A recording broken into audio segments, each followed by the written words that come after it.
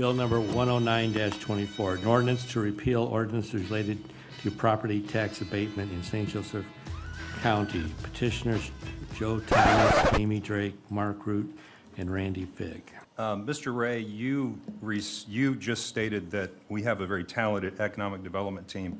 You received suggested additions and changes from the economic development team to the abatement ordinance that failed on 3/12/2024. Have any of those suggested additions or changes been added to this ordinance? Most recently, I did get a list from Mr. Shalio. I provided comments back to Mr. Shalio. I haven't heard any response to what I gave back to him probably 2 weeks ago. Okay, so none of them have been included. No! And the reason they haven't been included is you're waiting on response from him. He gave me what were some concerns. I provided some questions. I suggested a couple things that I thought were in there, and since then we have not connected on the ordinance. I'm not quite understanding. After I voted against a very similar abatement ordinance suggestion, I said that one of the problems I had with it was people like the county economic development team weren't involved in its creation. At what point did you reach out to Mr. Shalio and the county economic development team for their suggestions? We've had numerous, Mr. Shalio and I meet at least once a month. I've not been able to receive any final resolution on those issues. So there hasn't been enough time to get any of those suggestions in the current resolution? I think there's plenty of time. I think that we just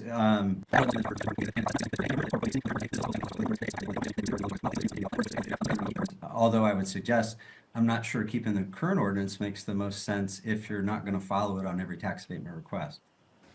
So from what you're saying, none of their ideas are in the current ordinance, which looks very, very similar to the one that we got on 3/12.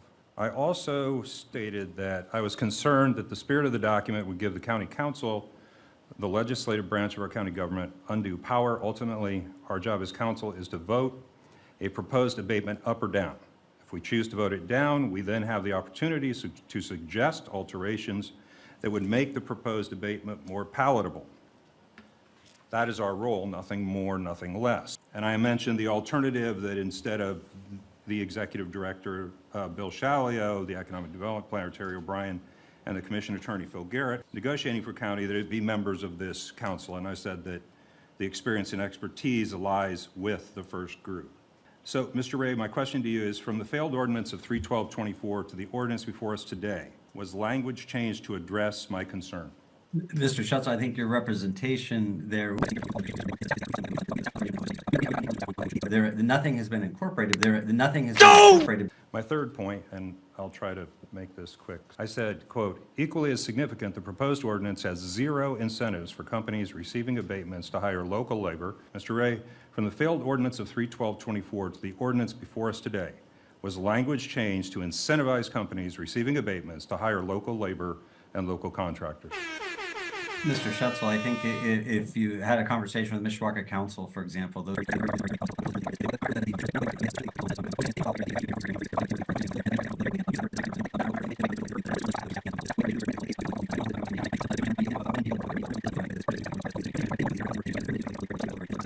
So language has not changed. No! In the abatement ordinance before us, the language is the same. There is no written incentive to hire local labor and local contractors as I defined it.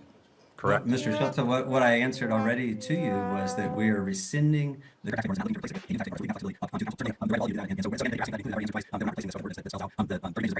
Okay, so it has not changed. All right. According to Section 9, Paragraph F of Council Rules, passage of a proposed ordinance shall be by a majority vote of the members elected to the council. Mr. Ray, would you consider 4 a majority of 9? I would say it's a majority. I don't know I don't have the law in front of me. I don't know the majority. I don't know if it's a majority of the council present or whatever. I would say that you. I'm just asking you, is 4 a majority of 9? No! It's not. In my Thank you, sir. Is 5 a majority of 9? Yes. Thank you. In almost the 9 months since that ordinance failed on 3/12, have you and I sat down and discussed how my concerns could have been addressed? We have not. I haven't heard any suggestions from you. No one's reached out to me to say we think that should be recorded, so I haven't. Okay, but I made my objections clear on 312, and you were present. In those 9 months, none of the 4 petitioners have offered to address my concerns. The council attorney has not offered to sit down with me and vet my concerns. In fact, in that 9 months period, there has been no phone conversation, no text, no email, and no face-to-face conversation to discuss changes I would need to be able to vote for this ordinance. 4 is not a majority of 9. Mr. President, I'm finished.